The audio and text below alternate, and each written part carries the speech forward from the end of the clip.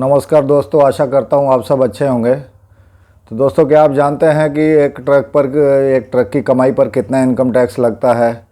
क्या हमें income tax देना चाहिए, नहीं देना चाहिए? बड़े ट्रक पर कितना लगता है, छोटे ट्रक पर कितना लगता है? अगर आप ये सब जानना चाहते हैं तो मेरा वीडियो अंत तक ज़रूर देखिएगा। और मेरा चैनल अगर आपने सब्सक्राइब नहीं किया तो ज़रूर कर लें और लाइक और शेयर करना मत भूलिएगा। तो दोस्तों देखिए, इनकम टैक्स आप एक तो साधारण तरीके से जमा कर सकते हैं जैसे सब करते हैं, जिसमें आपको सारा इसका हिसाब लेखा जोखा रखना होगा। ट्रक का क्या इनकम हुई, क्या खर्चे हुए, सारे उसके कागजात मेंटेन करने पड़ेंगे, अकाउंट मेंटेन करने पड़ेंगे, ऑडिट कराना पड़ेगा किसी सीए से। तो ये तो एक तरीका हो गया। आपको मालूम ही है कि एक ट्रक ऑनर या ड्राइवर के लिए एक अकाउंट मेंटेन करना बहुत ही मुश्किल बात है। तो इसमें ट्रांसपोर्टर्स के लिए एक ख़ास सुविधा दी है सरकार ने, जो है अंडर सेक्शन जो है 44 सीए के तहत। इसमें क्या आपको कोई अकाउंट मेंटेन नहीं करना है। इसमें सरकार ने आपकी एक ट्रक की एक ख़ास इनकम मान ली है कि इस ट्रक की इतनी इनकम होगी और आपको कोई हिसाब किताब नहीं देना। आप वो अपनी इनकम शो करके आईटीआर लगा सकते हैं। अगर आपका टैक्स के दायरे में आता है तो आप टैक्स भर दीजिए। 5 लाख के ऊपर आती है आपकी कमाई, अगर नहीं आती तो आपको टैक्स भरने की ज़रूरत नहीं है। तो इसमें भी देखिए प्रावधान में क्या शर्त है कि इसमें वही ऑनर इसका लाभ उठा सकते हैं 44 सीए का जिनके पास मैक्सिमम 10 ट्रक है। अगर आपके पास 11 ट्रक हो गए तो आप इसका लाभ नहीं उठा सकते। आपको नॉर्मल वे में ही अपना जो है इनकम टैक्स भरना होगा, आईटीआर लगाना होगा। तो इसमें भी मैंने कुछ डिटेल में आपको बताता हूँ क्या क्या तरीके हैं, कितना किस ट्रक पर कितना टैक्स लगता है। दोस्तों, इसमें सरकार ने 2 कैटेगरी मान ली है ट्रकों की।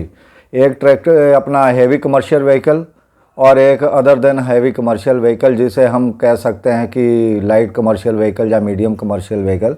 तो जो हेवी कमर्शियल व्हीकल है जो 12 टन से ऊपर है उसको हेवी कमर्शियल व्हीकल की कैटेगरी में रखा जाता है। जो 12 टन तक हैं तो उसको other than heavy vehicle commercial की कैटेगरी में रखा जाता है।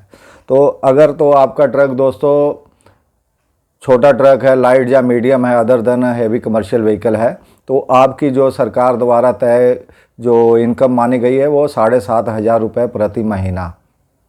एक ट्रक की 7,500 प्रति महीना। आप साल का हिसाब लगा लीजिए। उसके बाद में आपके पास जितने भी ट्रक है उसके हिसाब से आप कैलकुलेशन कर सकते हैं। और चलिए मैं इसमें आपको एग्जांपल भी दे देता हूं। अगर आपके पास 7,500 जो ट्रक की अगर इनकम है तो कितना लगेगा। मान लीजिए आपके पास 2 छोटे ट्रक हैं 12 टन से कम वाले। तो 2 ट्रकों की आपकी एक महीने की इनकम मान ली गई 15,000 रुपये और एक साल की आपकी इनकम हो गई 1,80,000 रुपये।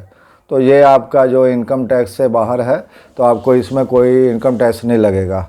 और अगर मान लीजिए आपके पास हेवी कमर्शियल व्हीकल हैं, तो मान लीजिए आपके पास 35 टन ग्रॉस वेट वाले व्हीकल है, तो हेवी कमर्शियल व्हीकल में ये प्रावधान है कि आपकी गाड़ी की जितनी ग्रॉस वेट है, अगर 35,000 है तो आपकी जो इनकम है 35,000 ही मानी जाएगी। अगर 35 टन की गाड़ी है तो 35,000 इनकम मानी जाएगी एक महीने की। 25 टन ग्रॉस वेट वाली अगर गाड़ी है आपके पास तो आपकी इनकम 25,000 मानी जाएगी। चलिए इसमें भी मैं आपको एग्जांपल में समझाता हूँ। मान लीजिए आपके पास 35 मैट्रिक टन वाले ग्रॉस वेट व्हीकल वाले जो 2 ट्रक हैं, तो उसमें आपकी इनकम कितनी मानी जाएगी। एक ट्रक की आपकी हो गई दोस्तों 35,000 रुपये एक महीने की, और 12 महीने की हो गई आपकी 4,20,000 रुपये, और 2 ट्रक का उसको 2 से गुना कर दिया 8,40,000 रुपये। ये आपकी इनकम मानी जाएगी 2 ट्रकों की। और ये टैक्सेबल इनकम है। 5 लाख से ऊपर टैक्स लगता है इनकम टैक्स, इसमें आपको टैक्स देना पड़ेगा। पर इस प्रावधान का एक नुकसान ये है कि इसमें आप जो अपनी पुरानी गाड़ी की जो आपकी कीमत कम हुई है, डिप्रिसिएशन हुआ है, वो इसमें आप माइनस नहीं कर सकते। आपको 8,40,000 पूरा का पूरा ही दिखाना पड़ेगा। इसमें आपको और कोई भी जो टैक्स में जो राहत मिलती है वो नहीं मिलेगी। अगर आपको लगता है कि ये तो इनकम बहुत ज़्यादा, इतनी इनकम तो होती नहीं है, और मुझे भी ऐसा लगता है इतनी इनकम तो कभी ट्रक में होती नहीं है, तो आप इसको नॉर्मल वे से भी कर सकते हैं। आप अगर कम इनकम दिखाना चाहते हैं तो आपको अपना सारा अकाउंट मेंटेन करना होगा, उसमें आपको ऑडिट भी कराना होगा सीए से, तो आप अपनी इनकम कम दिखा सकते हैं। इसमें आपको दोनों सुविधाएं हैं। आपको जो भी अच्छा लगता है 44 सीए के तहत जाना चाहते हैं उसमें जा सकते हैं, इधर जाना चाहते हैं तो इधर जा सकते हैं। तो दोस्तों आखिरी जो बात है, आखिरी सवाल है, क्या हमें ITR लगाना चाहिए, इनकम टैक्स रिटर्न लगाना चाहिए कि नहीं लगाना चाहिए। अगर दोस्तों आपकी इनकम चाहे टैक्सेबल है, चाहे उसमें टैक्स नहीं लग रहा है, चाहे आपकी 5 लाख से कम भी है, तो मेरा तो सुझाव यही है, आपको ITR लगाना चाहिए। ITR के बहुत फ़ायदे हैं। आपको कभी भी लोन लेने में, कभी भी बड़ा कोई किसी भी तरह का लोन लेने में परेशानी नहीं आएगी।